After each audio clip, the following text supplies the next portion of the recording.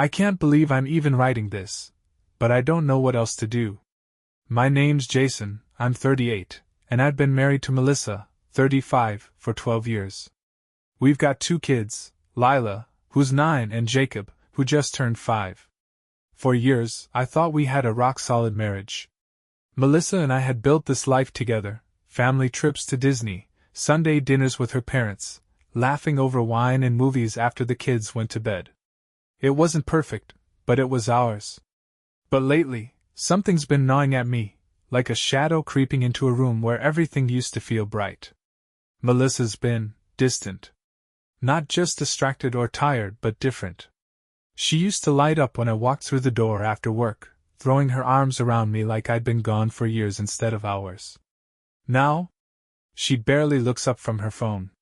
Sometimes I'd ask how her day went, and she'd just shrug and mumble, "Busy," before disappearing into the bedroom or heading out to meet her friends. It started small.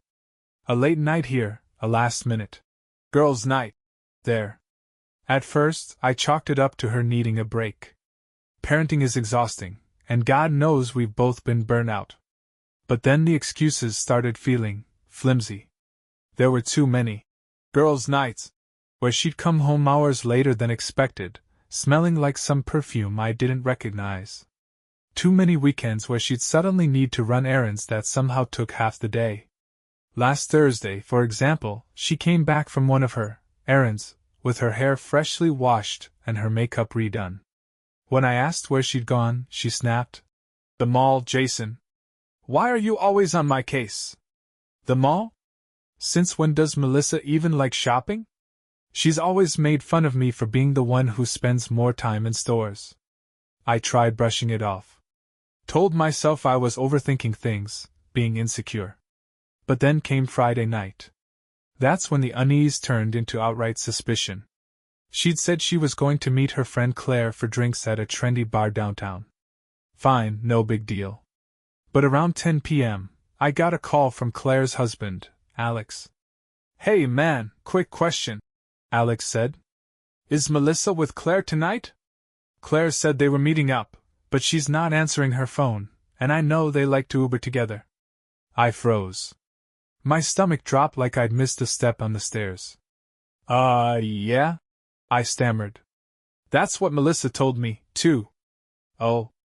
Weird," Alex said. "Claire texted me 2 hours ago saying she was too tired to go out. Guess Melissa must have gone solo. Sorry for bothering you."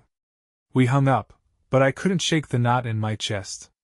If Claire had bailed, why hadn't Melissa mentioned it? Where was she really? When she finally came home around 1 a.m., I was waiting in the kitchen, trying to act casual. "How was Claire?" I asked, my voice a little too light.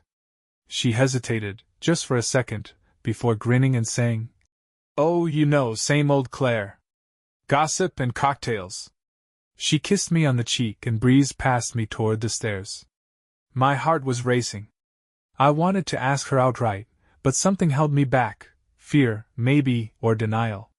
Instead, I sat there in the dark kitchen, staring at the half-empty wine glass she'd left on the counter, and wondering if I was imagining things or if my whole world was about to crumble. By Saturday morning, I couldn't stop replaying everything in my head. The late nights, the weird excuses, the conversation with Alex, it all felt like pieces of a puzzle I didn't want to put together. Melissa acted normal at breakfast, laughing with Lila and helping Jacob with his waffles like nothing was wrong. I wanted to scream, to demand answers, but instead I just sat there, sipping my coffee and pretending I wasn't dying inside. But then came the moment that changed everything. By Saturday morning, I was wound so tight I thought I might snap. Melissa was acting like nothing was wrong, chatting with Ava, our 9-year-old, about her school art project, and tickling Luke, our 6-year-old, while he giggled uncontrollably over breakfast.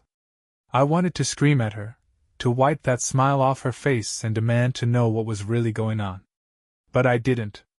I just sat there, gripping my coffee mug so hard it might have cracked. Then she dropped the bomb. "I'm heading out for a couple of hours," she said casually, grabbing her purse from the counter. "Sarah needs help picking out some furniture for her apartment." "Sarah?" Her best friend who just moved 3 states away. "You're helping Sarah?" I asked, trying to keep my voice steady. Melissa paused, and for the briefest second, I saw something flicker in her expression. Guilt? Annoyance? "No, not Sarah. I meant Sam from yoga," she said quickly. "She's redecorating her guest room." She turned and breezed out the door before I could ask another question, leaving me sitting there in a fog of confusion and suspicion. Something wasn't right, and I wasn't just going to sit on my hands anymore. As soon as her car pulled out of the driveway, I bolted upstairs. My heart was racing so fast I thought it might stop, but I had to know. Melissa was protective of her phone, always had it on her, always locked. But I remembered that sometimes she'd leave her laptop in the guest room, where she did her work-from-home stuff. I tore through the guest room like a man possessed, ripping open drawers and checking under piles of papers. I finally found her laptop shoved under a blanket on the chair. Jackpot. My hands were shaking so badly I could barely type. Melissa always bragged about how secure she kept everything, but I knew she used the same password for everything: our anniversary. I typed it in. The screen blinked, and I was in. Emails. Text logs synced to her iCloud. A flurry of apps. I didn't know where to start. Then I saw his name. Bryce. Who the hell was Bryce? I opened the texts, and there it was. "Can't wait to see you tonight. I'll bring the wine, you bring, well, you know." Followed by a winking emoji and a goddamn eggplant. I wanted to vomit. No, I wanted to punch a hole through the screen. The messages went on, a sickening trail of pet names and innuendos. And then there were the pictures. Melissa in a lace bra I'd never seen before, snapping selfies in our bedroom mirror. I couldn't breathe. My brain was screaming, how long? How could she do this? But then I noticed the timestamps. These messages dated back 6 months. 6 months. Just as I was scrolling down to the most recent message, something else popped up, a notification from her calendar. It was an event titled, "Meeting Bryce," scheduled for today at noon. Location? Blue Haven Inn. I froze, my chest tightening like a vice. That wasn't furniture shopping. That was a damn hotel. Before I even knew what I was doing, I grabbed my car keys and bolted out the door. I didn't even think about what I'd do when I got there. I just drove, the tires screeching as I tore down the highway toward the inn. When I pulled into the parking lot, I spotted Melissa's car immediately. My blood was boiling. I parked, jumped out, and started scanning the building. There was no way I was walking into the front desk and asking for a room number like some kind of idiot. But then, as I turned the corner toward the back, I spotted them. Melissa and a tall, muscular guy with shaggy blonde hair were standing by the side entrance, laughing like they didn't have a care in the world. Bryce. He was holding a bottle of wine and a bouquet of flowers, and she was twirling a strand of her hair like some love-struck teenager. My vision went red. Before I even thought it through, I stormed toward them. "Melissa!" I shouted. She spun around, her eyes going wide. "Jason? What the hell are you doing here? What the hell am I doing here?" I yelled, my voice echoing off the walls. "What are you doing sneaking around with this guy?" I jabbed a finger toward Bryce, who looked like he'd just seen a ghost. Melissa opened her mouth to speak, but nothing came out. Bryce, however, decided to chime in. "Hey man, this isn't what it looks like." "Oh, shut the fuck up," I barked, cutting him off. People nearby were starting to stare. Melissa grabbed my arm and hissed, "Jason, you're making a scene." "A scene?" I said, laughing bitterly. "I'm making a scene? You're the one meeting your side piece at a hotel." That's when she snapped. "Well, maybe if you weren't so goddamn boring, I wouldn't have to," she yelled. The words hit me like a punch to the gut. I couldn't even respond. I just stood there, stunned, while she grabbed Bryce's arm and pulled him toward the door. I stood there, shaking, as they disappeared into the building. My heart felt like it had been ripped out of my chest and stomped on. And in that moment I knew, This wasn't just a bad dream. My marriage was over.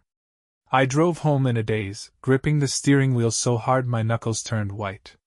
My mind was a mess, jumping between rage, heartbreak, and complete disbelief. How the hell could Melissa say that? Maybe if you weren't so boring. Was that her excuse? Was that what she told herself to justify sneaking off with Bryce? I didn't even remember pulling into the driveway. I just sat there in the car for a few minutes, staring at the house we'd built together, the home where our kids were probably playing upstairs without a clue that their family was falling apart. When I finally walked inside, I could hear the sound of cartoons from the living room. Ava and Luke were curled up on the couch, laughing at something on the TV. For a second, I thought about going upstairs and pretending like nothing had happened. Maybe I could keep this together, at least until I figured out my next move. But then I heard the garage door open, and it all came rushing back. Melissa was home. I walked straight into the kitchen, planted myself by the counter, and waited. The door from the garage swung open, and in walked Melissa, looking every bit the part of a suburban mom, purse over her shoulder, keys jingling in her hand. Like she hadn't just been caught red-handed at a goddamn hotel with another man. "Hey," she said casually, glancing at me. "You're back early." Her nonchalance was like gasoline on a fire. "Cut the crap, Melissa," I snapped. "We're not doing this." She froze, her eyes narrowing. "What's that supposed to mean?" "You know exactly what it means," I said, my voice rising. "You and Bryce. I saw you. At the hotel." Her face paled for a split second before she plastered on a fake smile. "You've got it all wrong, Jason. Bryce and I were just—" "Don't you fucking dare," I interrupted, slamming my hand on the counter. "Don't you dare lie to me again. I saw you, Melissa. I saw the way you were laughing with him, the way you pulled him inside like it was just another goddamn date night. So don't stand there and act like I'm imagining things." Her jaw tightened, and for a moment, I thought she might actually come clean. But instead, she crossed her arms and glared at me. "Fine," she said, her voice cold. "You want the truth? Yeah, I've been seeing Bryce. And you know why? Because at least he makes me feel alive. At least he pays attention to me." I stared at her, stunned. "Alive?" I repeated. "Alive? I've been busting my ass trying to keep this family together while you're out playing house with your boyfriend, and you think that makes you the victim? Don't turn this around on me," she shot back. "You're the one who checked out, Jason. Always working late, always tired, always boring. I tried to talk to you, but you didn't listen. So yeah, I found someone who did. And guess what? I don't regret it." Her words hit me like a slap to the face. I'd expected excuses, maybe even an apology, but not this. Not her doubling down and throwing the blame back at me. "You're unbelievable," I said, shaking my head. "I worked late to keep this house running. I stayed up all night when Ava had the flu. I sat through every goddamn PTA meeting and soccer game and dentist appointment so you wouldn't have to. And this is how you repay me?" Melissa rolled her eyes. "Spare me the martyr routine, Jason. You're not perfect, okay? You've got your flaws too. And you know what?" I shot back. "None of my flaws involved cheating on my spouse." That shut her up. For a moment, the room was dead silent except for the sound of cartoons still playing in the living room. Finally, Melissa let out a long sigh and dropped her arms to her sides. "What do you want me to say?" she muttered. "That I'm sorry? Fine. I'm sorry. But what's done is done. We can either move past this, or we can call it quits. Your choice." I stared at her, barely able to process what I was hearing. She was treating this like some minor hiccup, like forgetting to take out the trash or being late for dinner. And that's when I realized we were past saving. There was no apology, no explanation that could undo the damage she'd done. "I'll tell you what my choice is," I said, my voice low and shaking with anger. "We're done. You can pack your things and go stay with Bryce, or whoever the hell else you want, But I'm not spending one more minute pretending like this marriage isn't already over. Melissa's eyes widened, like she hadn't expected me to actually say it. Jason, wait! But I was already walking away. I grabbed my keys and headed for the door, needing to get out before I said something I'd regret. Behind me, I heard her call out, "What about the kids?" I stopped, my hand on the doorknob. "The kids deserve better than this," I said without turning around. And then I walked out, leaving her standing there in the wreckage of everything she'd destroyed. I drove aimlessly for hours, the anger and adrenaline from our fight wearing off and leaving behind this suffocating hollowness. I ended up in an empty parking lot near the park where I used to take Ava and Luke to play. I just sat there, staring at the dark silhouettes of the swings and slides, and for the first time that day, the tears came. I'd never felt pain like this. It was like someone had ripped my chest open, hollowed me out, and left me there to bleed. All the memories kept flashing through my mind: our wedding day, Melissa's laugh when we slow danced in the kitchen, the way she used to fall asleep with her head on my shoulder during movie nights. And now, every single one of those memories felt poisoned. How could she do this? How could she smile at me every day, kiss me goodnight, and tuck our kids into bed while sneaking off to meet another man? How long had she been lying to me, pretending everything was fine while she destroyed everything we built? The worst part was the guilt. As much as I knew this was on her betrayal, I couldn't stop the nagging voice in my head whispering, "Maybe it's your fault. Maybe I was boring. Maybe I hadn't been enough." I replayed every argument, every missed night, every time I came home tired and distracted from work. Was there something I should have seen? Something I could have done differently? But then that voice was drowned out by the rage. How fucking dare she try to blame me for this? I didn't make her cheat. I didn't make her crawl into bed with Bryce, send him texts, meet him at that damn hotel. Those were her choices, not mine. And her smug, half-assed apology? What's done is done. Like she'd spilled a cup of coffee and not nuked our entire marriage? I gripped the steering wheel so tight my fingers started to cramp. I wanted to scream. I wanted to punch something, throw something, destroy something, anything to match the wreckage inside me. But I didn't. I just sat there, numb and shaking, until the sun started to rise. I couldn't go back to the house, not yet. I couldn't face her, and I couldn't pretend everything was fine for the kids. I needed space, needed time to figure out what the hell I was supposed to do next. So, I drove to my brother's house. Chris opened the door, rubbing his eyes and squinting at me. "Jason? It's 6 in the morning.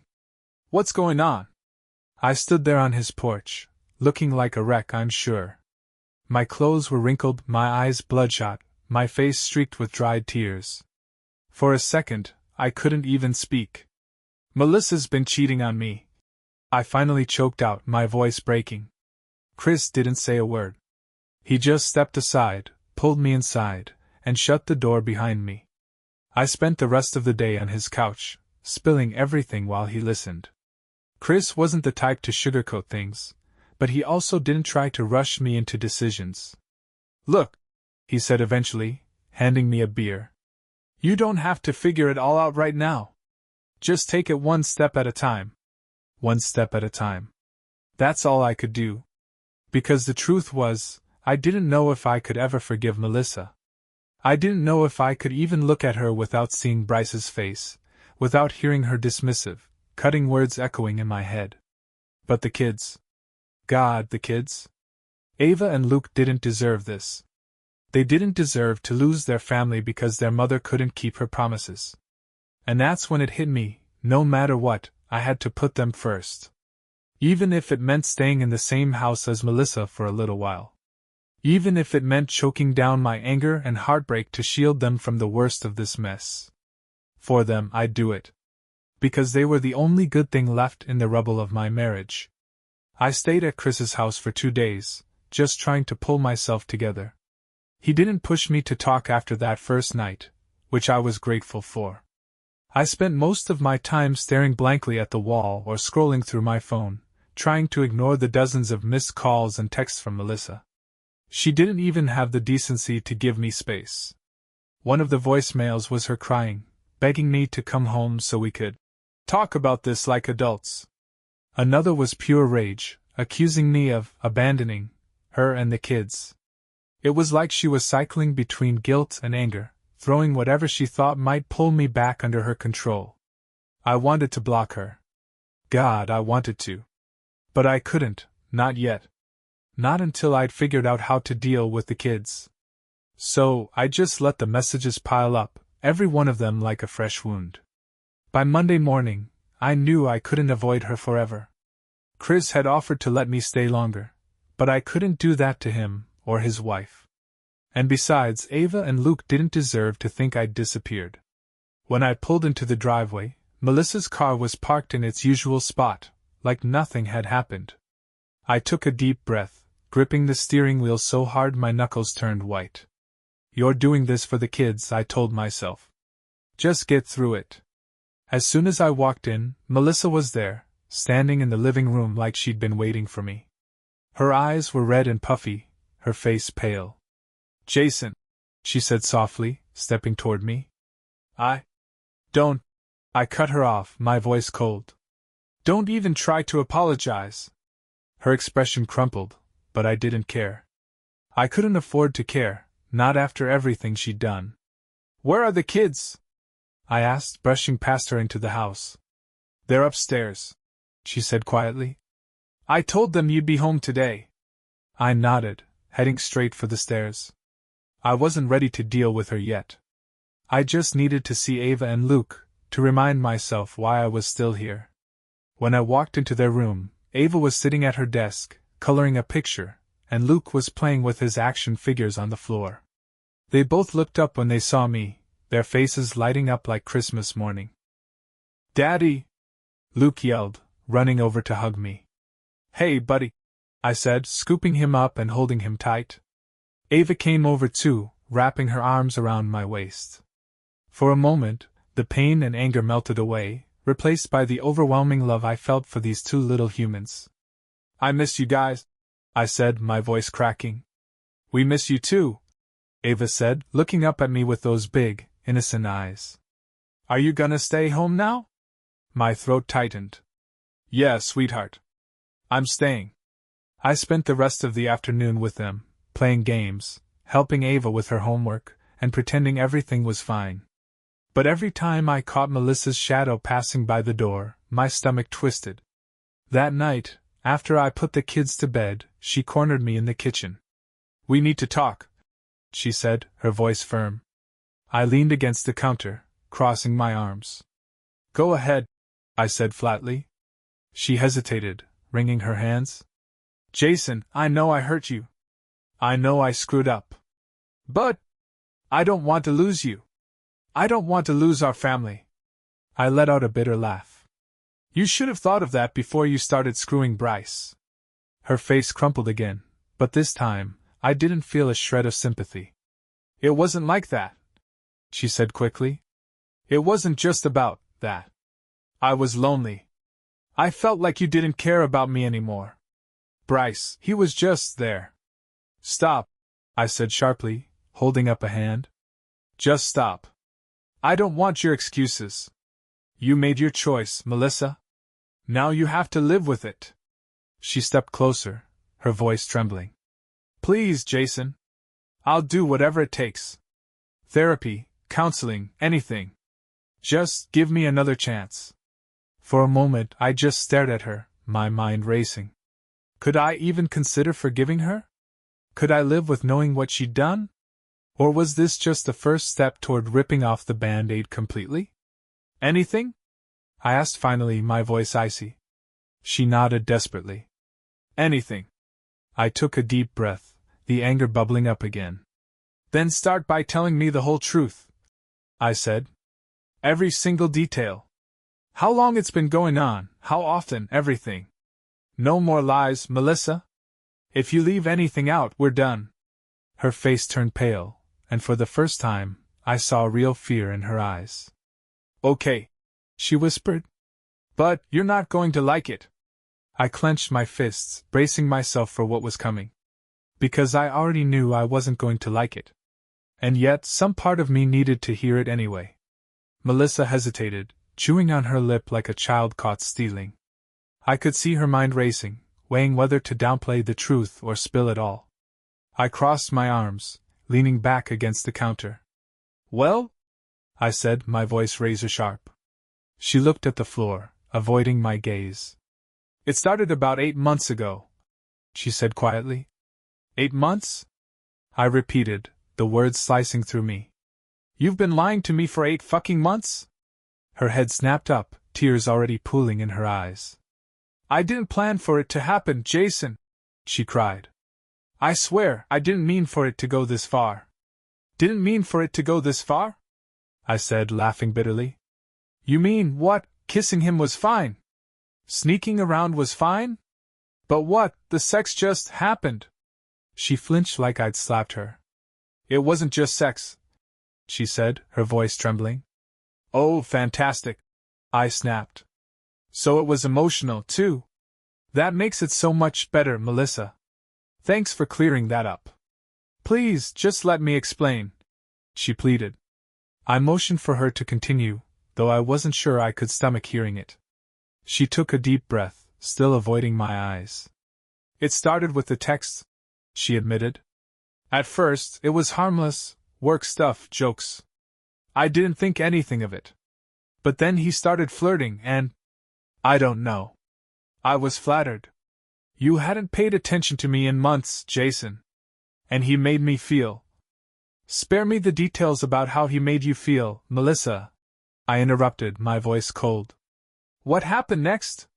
She wrung her hands, tears slipping down her cheeks. "We started meeting up for coffee.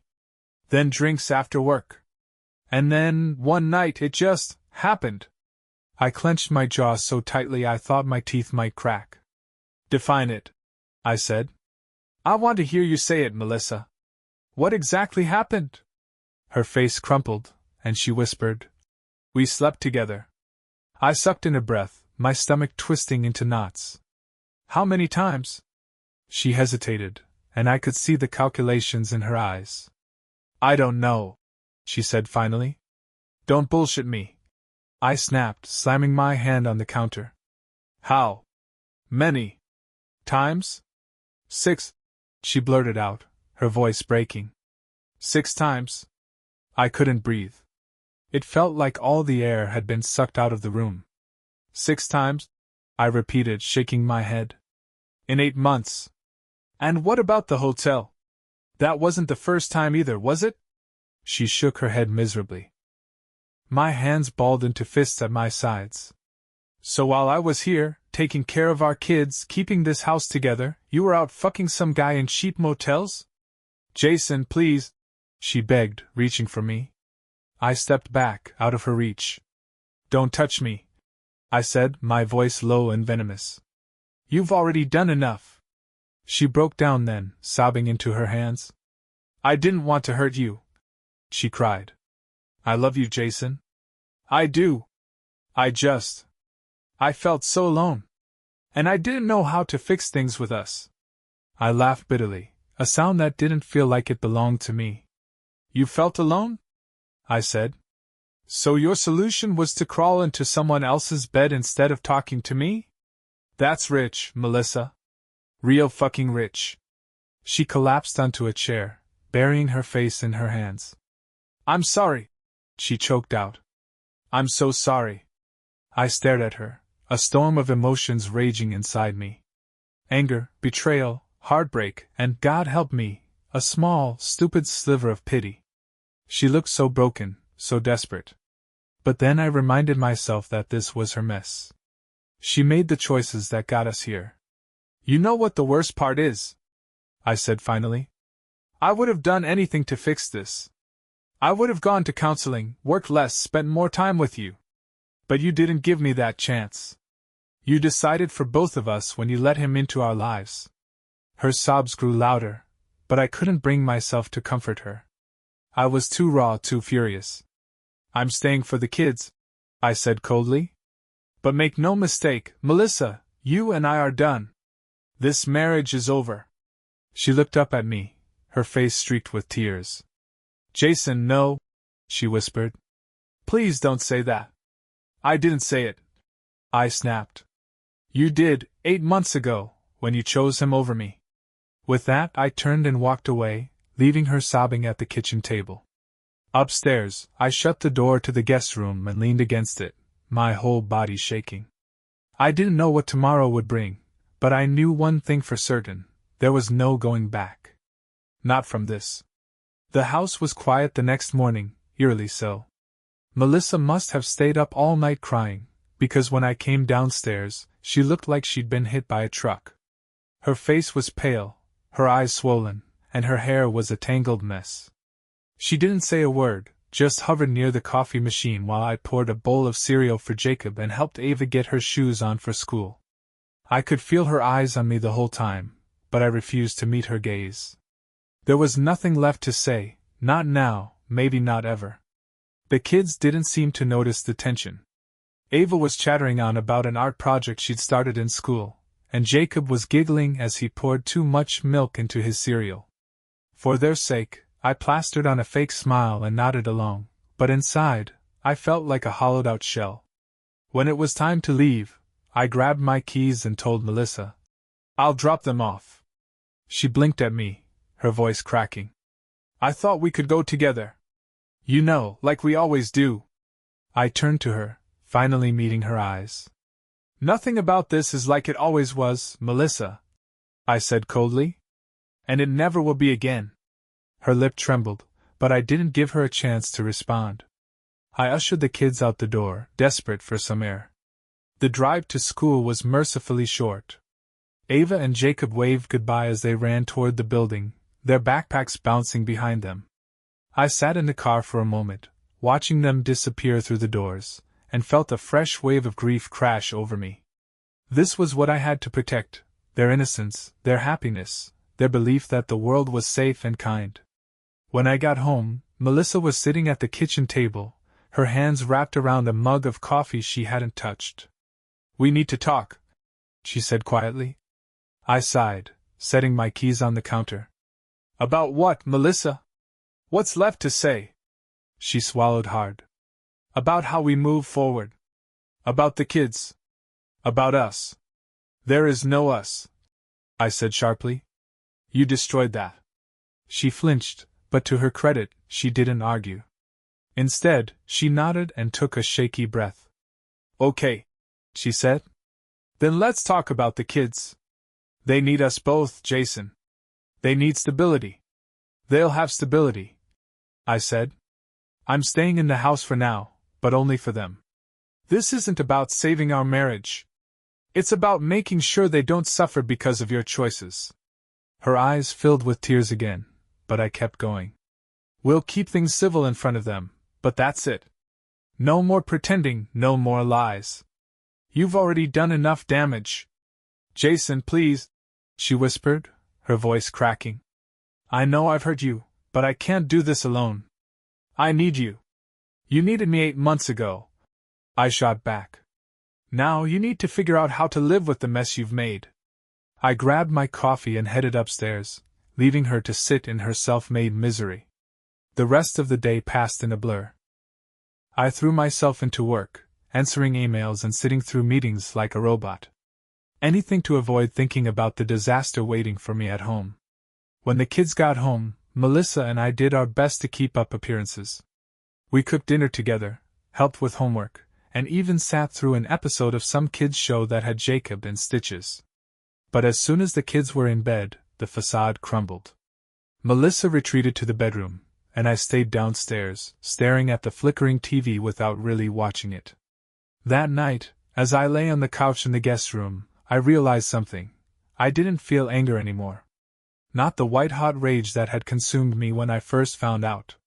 What I felt now was worse, this deep, bone-aching sadness that I couldn't shake. This was my life now. A broken marriage, a fractured home, and 2 kids who deserved better than the mess their mother and I had made. I didn't know how to fix it, or if it could even be fixed. All I knew was that I had to keep going, for them. Even if it killed me. The next few days were an endless loop of pretending and avoidance. Melissa kept her distance, her movements tentative and guilt-ridden, like she was walking on glass. I couldn't tell if it was an act or genuine remorse. I didn't care. My focus was on Ava and Jacob, keeping their lives as normal as possible while mine was quietly crumbling. By Friday evening, I was completely drained.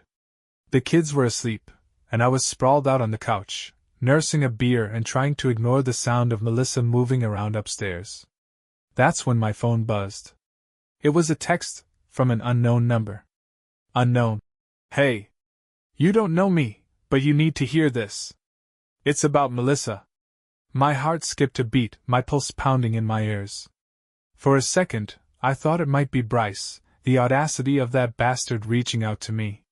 But something about the tone didn't fit. I stared at the screen, debating whether to respond. Against my better judgment, I typed back. Me. Who is this? The reply came almost immediately. Unknown. Someone who works with her. Let's just say I know things. My grip on the phone tightened. I stood up, pacing the living room as my mind raced. Was this real, or some cruel prank? Me. If you've got something to say, just say it. There was a long pause, and I started to think they'd ghosted me. Then my phone buzzed again. Unknown. I've been watching her and Bryce for months. It's not just what you think. They've been laughing at you behind your back. I froze, a fresh wave of fury washing over me. Laughing at me? Before I could respond, another message came through. Unknown. I've seen the texts. She told him how easy it is to lie to you. How clueless you are. Said you'd never have the balls to find out the truth. Sorry, man, but you deserve to know. I sat down hard, my legs suddenly too weak to hold me. My hand was trembling so badly I almost dropped the phone. I stared at the screen, rereading the messages until the words blurred together. Clueless. Easy to lie to. No balls. My chest tightened, my breath coming in short, shallow bursts. I'd already been humiliated, already felt like the biggest fool in the world. But this? This was another level. Me. Why are you telling me this? Unknown. Because it's wrong. You didn't deserve it. And because people like them think they can get away with anything. Thought you should see this. A photo popped up on my screen. It was a screenshot of a text exchange. Melissa.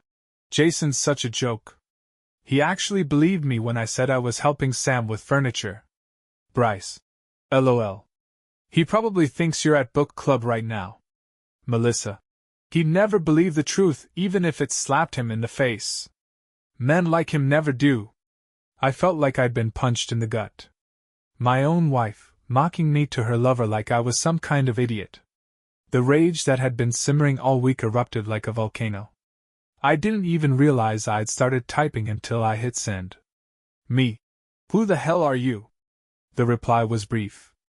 Unknown. Let's just say someone who thinks Bryce and Melissa shouldn't get away with this.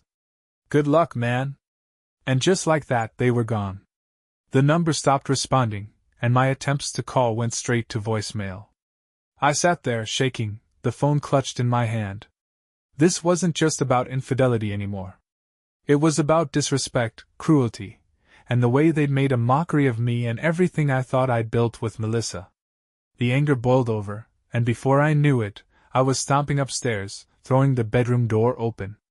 Melissa jumped, startled, her face pale when she saw me. Jason, what? I threw my phone onto the bed, the screen still lit with the messages. Care to explain this? Her eyes widened as she picked up the phone, scanning the texts. Her face turned ghostly white. Jason, Save it! I snapped, my voice trembling with fury. You don't get to play the victim anymore, Melissa. You've been caught. Again. And this time, I'm done. I didn't mean. She started, tears welling in her eyes. You didn't mean what? To mock me? To laugh at me with your boyfriend? Or to get caught? I roared, the words echoing off the walls. Do you even feel bad, or is this just about saving face? Her lip quivered, but I didn't wait for an answer. I hope it was worth it, I said coldly, turning and walking out. Because when I'm done with you, you'll wish you'd never met me. For the first time since this nightmare began, I felt something like clarity. Melissa had played her cards, and now it was my turn. I didn't sleep that night. My mind was spinning, fueled by rage and adrenaline as I paced the guest room, replaying everything I'd just learned. Every text, every lie, every humiliating word she'd shared with Bryce burned into my brain like a scar. I wasn't just a husband trying to salvage his family anymore. I was a man on a mission. Melissa had underestimated me. She thought I was weak, a pushover who would crumble under the weight of her betrayal. But she was about to find out just how wrong she was. By morning, I had a plan. I didn't care if it took weeks or months. I was going to make sure that Melissa and Bryce paid for every ounce of pain they'd inflicted on me. The first step was simple: gather evidence. I wasn't about to walk into a divorce blind, and I wasn't going to let her manipulate the situation to her advantage. I needed to be smart, methodical, and ruthless. After dropping the kids off at school, I called a lawyer. His name was Ben Kessler, a no-nonsense guy I'd heard about from a coworker who'd gone through a messy divorce. I want the best, I told him bluntly during our phone call. And I don't care what it costs. Good, Ben said, his voice crisp and professional. Because if you want to win, you're going to need someone who knows how to fight dirty. Tell me everything. And I did. I told him about the affair, the messages, the unknown informant who had sent me screenshots, and every lie Melissa had told me over the past 8 months. By the time I finished, I was shaking with anger all over again. This is good, Ben said, his tone calm and calculating. You've already got a leg up with those texts. Now we need more. Bank statements, phone records, anything that proves she was using marital funds for her little affair. And if there's any chance she's been neglecting the kids during all this, I want to know.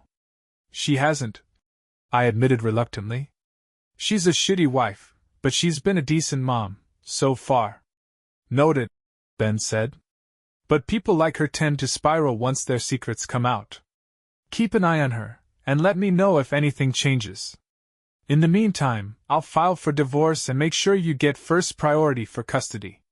We'll also freeze the accounts so she can't drain them. Sound good? Perfect, I said. After the call, I felt a strange sense of calm wash over me.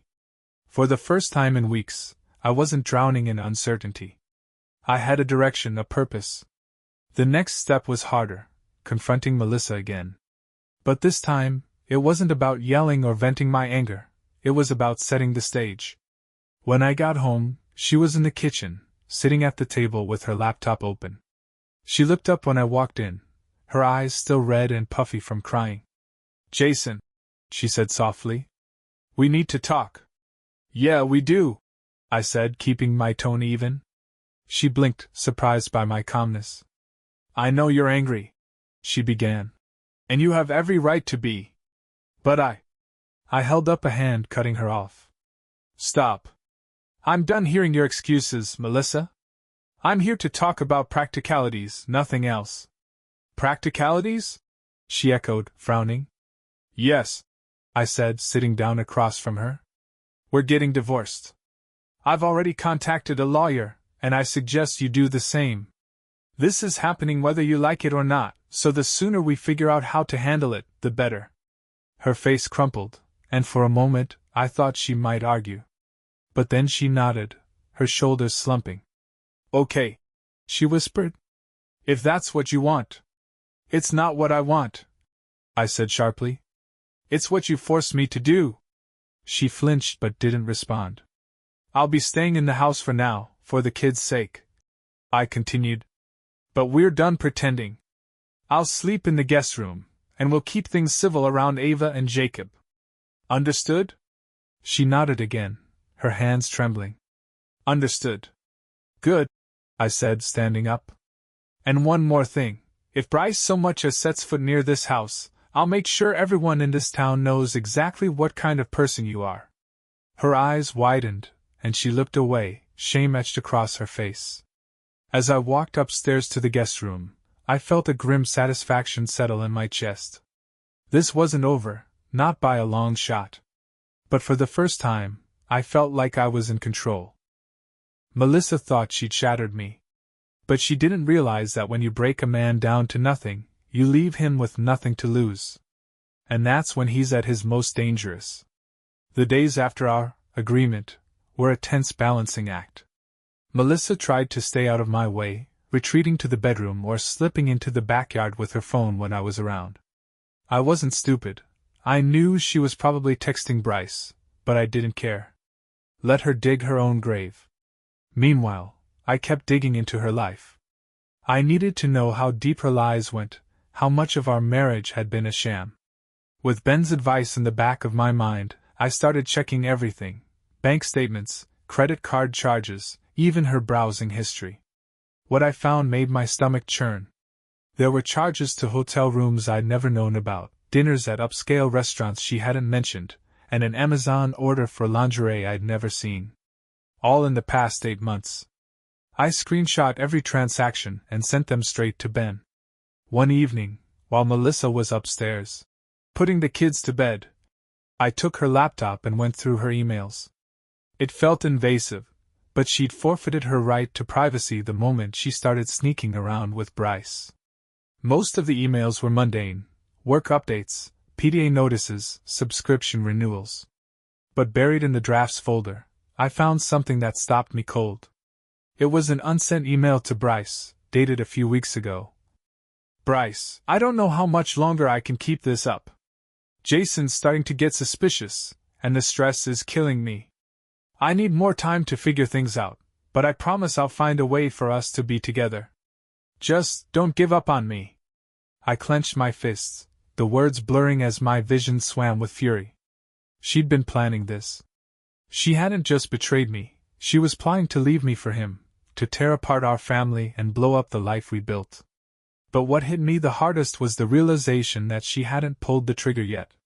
She hadn't left because she was waiting for something, for the right moment, or maybe for me to make a mistake that would justify it in her mind. I wasn't going to give her that satisfaction. I saved the email, added it to the growing folder of evidence, and went back to my phone.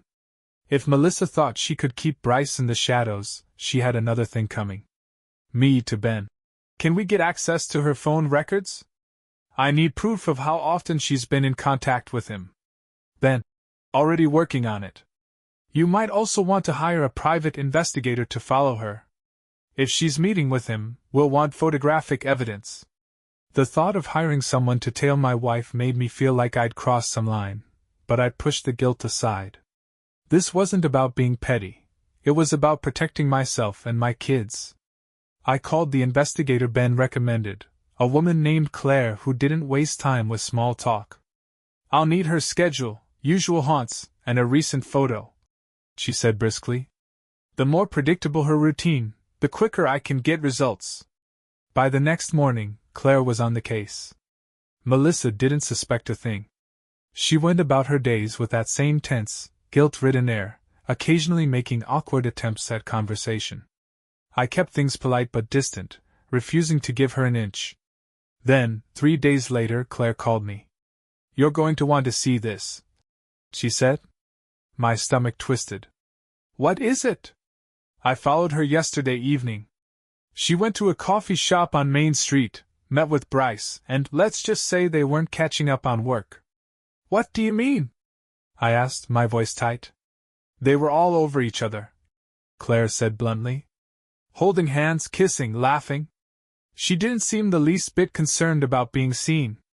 I gripped the phone so hard my knuckles turned white. Did you get pictures? Of course, Claire said. I'll email them to you. But Jason, you should know, they left together and went to his apartment. I didn't follow them inside, but I think we both know what happened.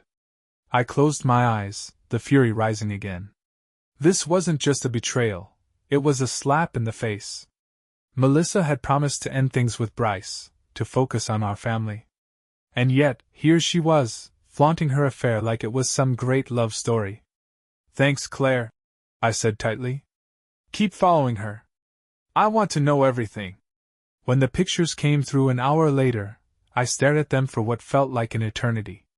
Melissa and Bryce, sitting close in the coffee shop, his hand resting on her leg, her face lit up with a smile I hadn't seen in years.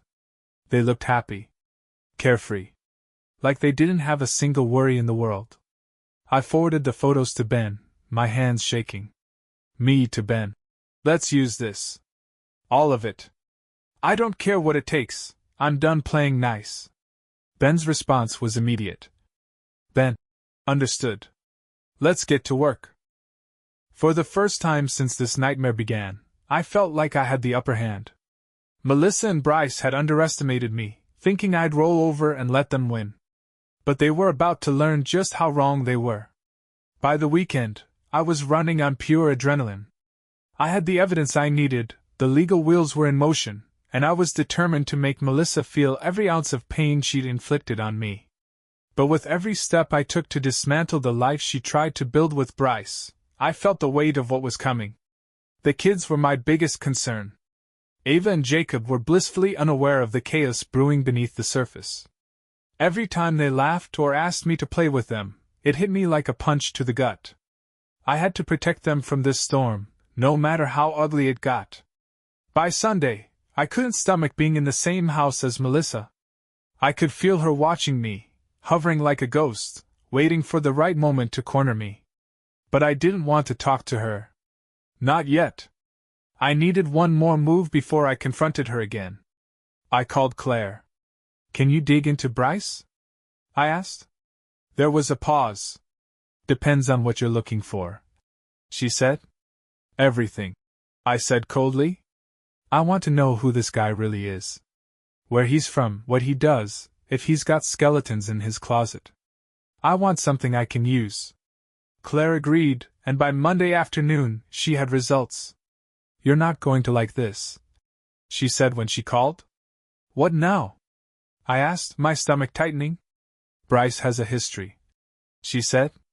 2 restraining orders filed by ex-girlfriends. Allegations of harassment, stalking, and emotional abuse. No criminal charges, but it's not a good look. I sat down hard, the phone pressed to my ear. Jesus Christ, I muttered. Did Melissa know about this? I can't say for sure, Claire said. But based on how cozy they looked, I doubt she cared. I thanked her and hung up, my mind spinning. This was worse than I'd thought. Not only had Melissa blown up our marriage for this guy, but she'd put herself, and by extension, our kids, in the orbit of a man with a history of predatory behavior. It was the final straw. That evening, after the kids were in bed, I found Melissa in the living room. She was curled up on the couch, scrolling through her phone. When she saw me, she straightened, her expression wary. We need to talk, I said, my voice low. She set her phone down and nodded. Okay. I stayed standing, looming over her as I laid everything out. The emails. The bank records. The photos Claire had taken. And finally, Bryce's history. By the time I finished, Melissa was pale as a sheet. Jason, she said, her voice trembling. I didn't know. I swear, I didn't know about the restraining orders. Maybe you didn't, I said coldly. But you didn't bother to find out, did you? You were too busy laughing behind my back and sneaking off to his apartment to think about what kind of man you were bringing into our lives. She opened her mouth to respond, but I didn't let her. And let's be clear, Melissa, I continued, my voice rising. You did bring him into our lives. Every time you lied to me, every time you spent our money on your little affair, you dragged him closer to this family. You risked everything, for him. Tears streamed down her face as she stammered. I didn't mean to. Stop, I snapped. I don't care what you meant to do. You don't get to cry your way out of this. Not anymore. Her sobs grew louder, but I refused to let her derail the conversation. I've already filed for divorce, I said. And I'm going for full custody of the kids. They deserve better than this, better than you. She gasped, shaking her head. No, Jason. Please don't do this. I'll change, I swear. I'll cut Bryce out of my life completely. We can go to counseling. It's too late for that, I said, cutting her off. You had your chance to save this family, and you threw it away. Now you're going to live with the consequences. I turned to leave, but her voice stopped me. What about the kids? She sobbed. They need both of us. I spun back around, glaring at her. No, Melissa. They need stability. They need parents who put them first. And right now, that's not you. She crumbled then, collapsing onto the couch as her sobs turned into wails. I didn't stay to watch. Upstairs, I lay awake in the guest room, staring at the ceiling. For the first time in weeks, I felt like I was finally taking control of my life. But it didn't bring the relief I'd hoped for. Instead, it left me with an ache in my chest, a reminder of everything I'd lost. Melissa had made her choices. Now it was my turn to make mine. The days that followed were chaos. Melissa tried every tactic in the book, pleading, crying, yelling, even offering to sign a post-nuptial agreement to prove she was committed to fixing things. But I didn't waver. Her promises, her tears, they didn't move me anymore. They couldn't. I kept my distance, staying in the guest room and focusing on the kids. They were my anchor, my reason to keep pushing forward. Every time Ava hugged me or Jacob laughed at one of my bad jokes, it reminded me why I was doing this. They deserved stability, love, and protection from the mess their mother and I had created. Meanwhile, Ben was a machine. He filed an emergency motion to freeze our joint accounts, ensuring Melissa couldn't funnel any more money into her affair. He also filed for temporary custody, arguing that her judgment, evidenced by her relationship with Bryce, posed a potential risk to the kids. Melissa didn't take it well. "You're trying to take my children away from me!" she screamed one evening after I came home from work. "No, I'm trying to protect them," I said calmly, setting my briefcase down. "There are kids, Jason," she shot back, her voice trembling with rage. "They're my priority," I corrected. "And you've proven that you can't be trusted to put them first." Her face twisted with anger. "You're no saint, you know," she spat. "You were checked out for years, Jason. Always working late, always too tired to care. Maybe if you'd paid more attention to me, I wouldn't have looked for it somewhere else." That was it. I was done listening to her shift the blame. "Do you even hear yourself?" I said, my voice rising for the first time. "You cheated, Melissa. You lied, mocked me, and dragged some loser into our lives without a second thought. And now you want to act like it's my fault? Grow the fuck up." Her jaw dropped, and for a moment she was silent. Then she stormed upstairs, slamming the door behind her. I stood there shaking, the adrenaline coursing through me. Part of me felt guilty for yelling. Ava and Jacob were upstairs, and I prayed they hadn't heard. But the rest of me was done walking on eggshells. Melissa had burned every bridge between us, and I wasn't about to rebuild them for her. 2 days later, I got a call from Claire. "You're going to want to hear this," she said. I braced myself. "What now?" "Bryce has been making moves," she said. "He's been telling people at Melissa's work that you're abusive, controlling, and emotionally neglectful. He's setting the stage to make you look like the bad guy." My blood ran cold. "He's what?" "You heard me," Claire said. "He's trying to manipulate the narrative. Probably to protect Melissa or himself." I gritted my teeth, the rage bubbling up again.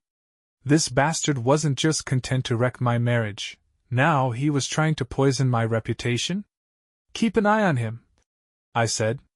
"I want everything documented." Claire promised to keep digging, and I hung up, my hands trembling.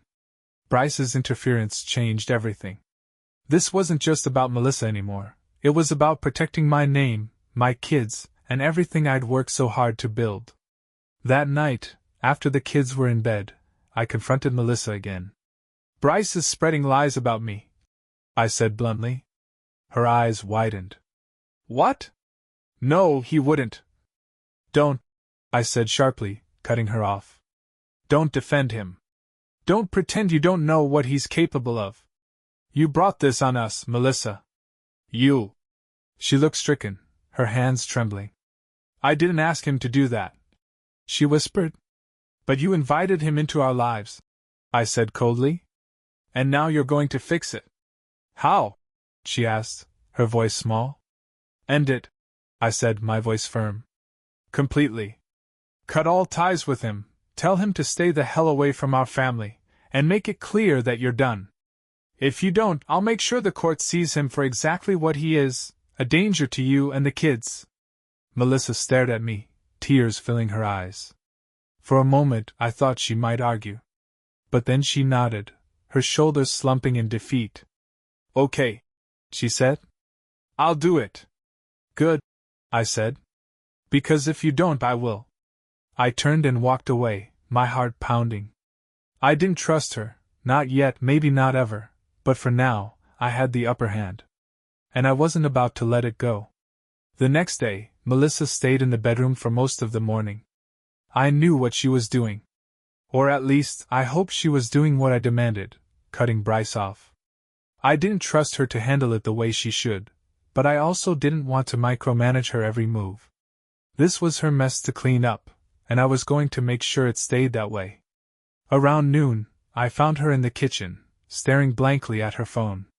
Her hands were shaking as she set it on the counter. It's done, she said quietly. I raised an eyebrow, crossing my arms. What's done? I ended it with Bryce, she said, looking up at me. Her face was pale, her eyes red-rimmed, but there was something else there, fear.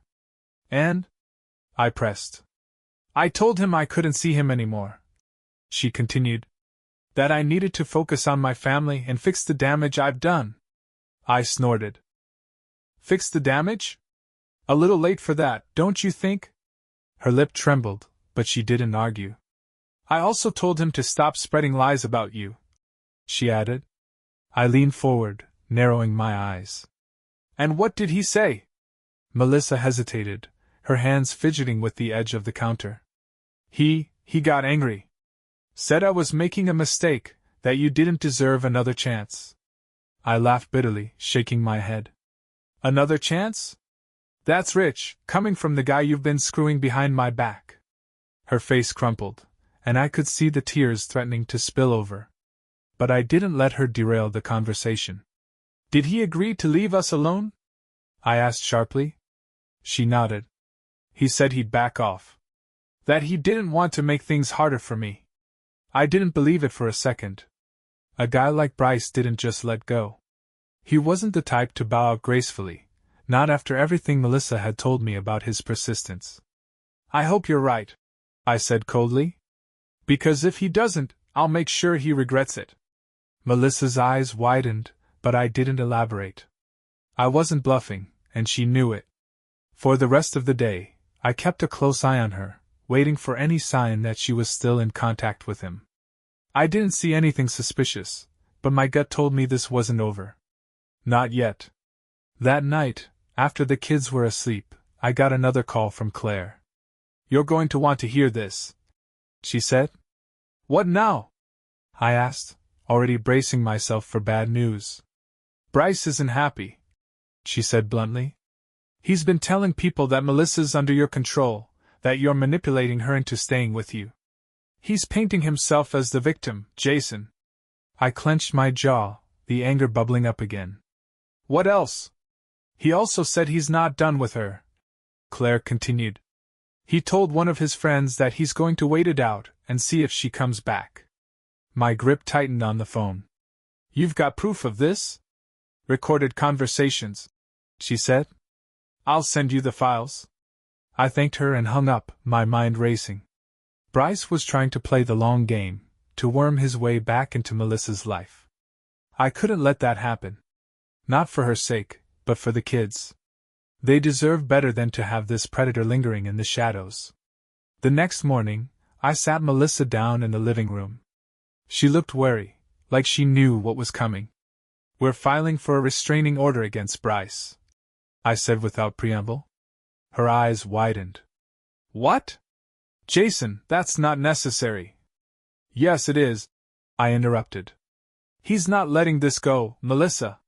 He's already making plans to wait for you, to insert himself back into your life. Do you want the kids anywhere near him when he decides to pull another stunt? She paled, her hands trembling. "No," she said quietly. "I don't." "Good," I said firmly. "Then we're doing this. For them." For once, she didn't argue. She just nodded, her face etched with guilt and fear. Ben filed the paperwork that afternoon, citing Bryce's history and Claire's evidence as grounds for the restraining order. It wouldn't solve everything, but it was a start. That evening, as I sat in the guest room, I felt a flicker of hope. For the first time in weeks, it felt like I was gaining ground, taking back control of my life. But deep down, I knew the fight wasn't over. Bryce wasn't the type to walk away quietly, and Melissa's loyalty was still a fragile thing. I wasn't done. Not yet. The restraining order went through faster than I expected, thanks to Ben and the airtight evidence Claire had gathered. By midweek, Bryce had been served. Melissa claimed she hadn't heard from him since their last conversation, but I wasn't about to let my guard down.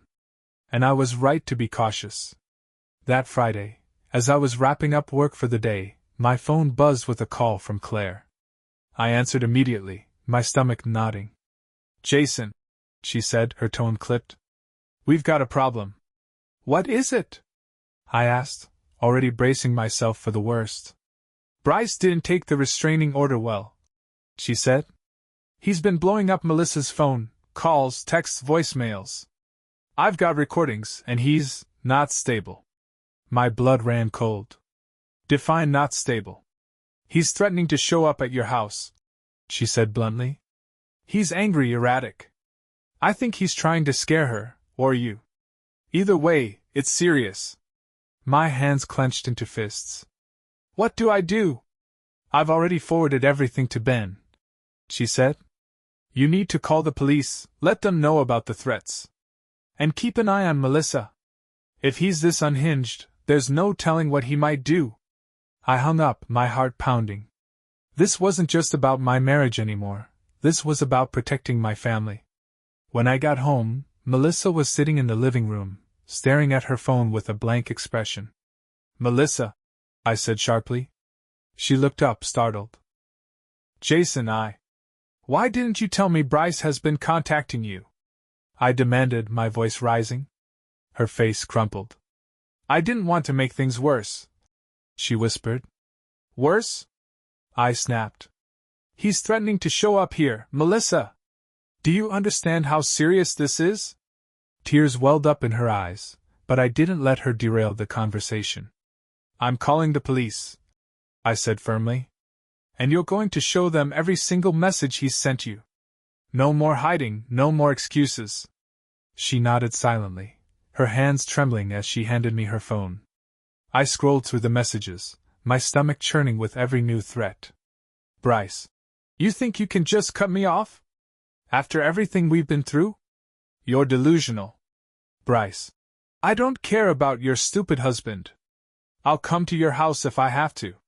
Bryce, you can't hide from me, Melissa. You know you don't want to." I handed the phone back to her and walked straight to the kitchen to call the police. Within 20 minutes, 2 officers were at the house, taking our statements. Melissa was a wreck, stumbling over her words as she explained the situation. "We'll increase patrols in the area," one officer assured me. "And if he shows up, call us immediately. Don't engage with him." After they left, Melissa slumped onto the couch, burying her face in her hands. "I'm sorry," she whispered. "For what?" I asked coldly. "For bringing him into our lives? For lying? For putting our family at risk?" "All of it," she said, her voice muffled. I stared at her, my anger warring with exhaustion. "Sorry doesn't fix this, Melissa," I said finally. "You made a choice, and now we're all paying the price." She nodded, tears streaming down her face. That night I barely slept. Every sound outside the house made me sit up, my heart racing. I hated feeling this vulnerable, this powerless. Bryce was out there, somewhere, and as much as I wanted to believe the restraining order would keep him at bay, I wasn't naive. The next morning, I went to the hardware store and bought a security camera system. By the afternoon, I had cameras installed at every entrance, their feeds accessible from my phone. If Bryce so much as set foot on our property, I'd know. Melissa watched me from the living room, her expression a mix of guilt and fear. She didn't say anything, and honestly, I didn't care. This wasn't about her anymore. It was about Ava and Jacob. That evening, as I was testing the cameras, my phone buzzed with a notification. It was from the front door camera, a motion alert. I froze, staring at the screen. A man was standing on the porch, his face partially obscured by a baseball cap. My blood turned to ice. It was Bryce. Without thinking, I grabbed my phone and called the police. "He's here," I said, my voice low and steady. "The guy with the restraining order. He's on my porch." "Stay inside," the dispatcher said. "Officers are on their way." I hung up and walked to the front door, my hands trembling. Through the peephole, I could see Bryce pacing, his posture tense. He knocked once, then again, harder. "Melissa!" he shouted. "I know you're in there." I didn't respond. I just stood there, my heart pounding, until I heard the wail of sirens in the distance. When the police arrived, Bryce tried to bolt, but they caught him before he made it off the lawn. Watching them cuff him and lead him to the squad car should have brought me relief, but all I felt was numb. This wasn't the end. Not yet. But it was a step. And I wasn't going to stop until my family was safe. Bryce's arrest was a turning point, but it wasn't the resolution I'd hoped for. The weight of everything, Melissa's betrayal, Bryce's threats, the looming uncertainty of divorce, still hung heavy over the house. Even after Bryce was formally charged with violating the restraining order, I couldn't shake the feeling that his shadow lingered. The next few weeks were a whirlwind. Melissa withdrew further into herself, barely leaving the bedroom except to interact with the kids. For their sake, I kept up appearances, but every interaction with her felt strained, like we were two strangers forced into the same orbit. One evening, as I was cleaning up after dinner, Melissa finally approached me. Her face was pale, her expression somber. "Jason," she began softly, "I think it's time for me to leave." I looked up, surprised. "I've been staying here because of the kids," she continued, her voice trembling. "But I'm only making things worse. They deserve a stable home, and right now, I'm not giving them that. I'm not giving you that." I set the dish I was holding onto the counter and crossed my arms. "What's this really about, Melissa?" "It's about accountability," she said, tears welling in her eyes. "I've hurt you, Jason. I've hurt this family. And I need to start figuring out how to fix myself before I can even think about fixing anything else." For a moment, I didn't know how to respond. This was the first time she'd taken full ownership of her actions without deflecting or making excuses. It didn't erase the damage she'd done, but it felt like the first genuine thing she'd said in months. "What about the kids?" I asked quietly.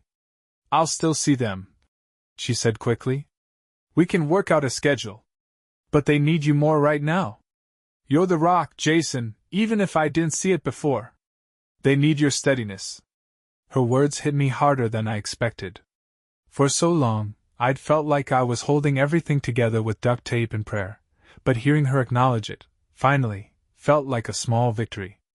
"Okay," I said after a long pause. "If you think this is what's best, then I won't stop you." She nodded, tears spilling down her cheeks. "Thank you," she whispered. Over the next week, Melissa packed her things and moved into a small apartment across town. The kids were confused and upset, but I did my best to reassure them that everything would be okay. And slowly, it started to be. The house felt lighter without Melissa's presence, like the air had been cleared of tension. I threw myself into being there for Ava and Jacob, helping with homework, playing games, and making pancakes on Saturday mornings. For the first time in months, I felt like I was building something again, instead of just surviving. The divorce process moved forward, and while it wasn't easy, it was mercifully free of drama. Melissa didn't contest my custody request, agreeing that the kids needed stability. She kept her visits consistent, and to her credit, she seemed genuinely focused on rebuilding herself.